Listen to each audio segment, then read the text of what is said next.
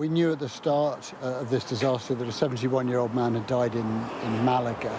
Now confirmation to Sky News from their daughter Ruth that Don and Terry Turner have indeed died in their car. Their bodies were discovered on Saturday, and I'm afraid that story of people dying in their cars has become such a pattern in the story of this ongoing disaster, which struck. Remember, it's very nearly a week ago that these floods hit this region, and the operation of recovery of bodies goes on, as does the clear up. We have just been out with one of the vehicles from this rescue centre on the edge of Algemesí. We drove around with one of these rescue workers through the town of Algemesí, which has been absolutely pummeled by these floods.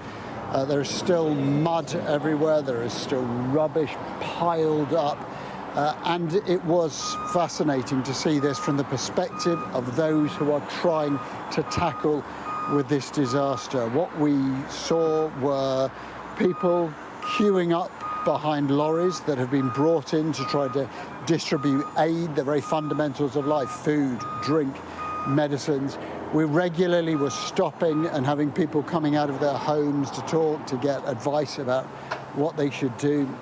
And as you drive around, you really do have to pick your way through, because the roads are so cluttered. And also regularly drain holes where the covers have been washed away, so they are simply holes in the road which are not protected. So vehicle certainly could have lost a wheel down there, and anybody could fall down there. These are perilous places at the moment, and they have the support of these. This is the local fire and rescue centre, and they've had other crews coming across this region to help them. The man who took us around San Garcia said that when this had happened, he'd worked for 35 hours without a break. Said, though, that he thought that the alerts had been too slow to warn people of what had happened.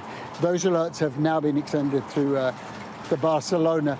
But what has happened also, I think we should point out, the operation also looking for bodies, and part of that is using trained cadaver dogs. We've seen images of those out in fields sniffing for that all too grim, horrible smell of decomposing bodies. And when they find one, they alert their handler, and then drones and other units are brought in, sometimes clearing with their bare hands to try and find yet another victim that is caught up in the ground.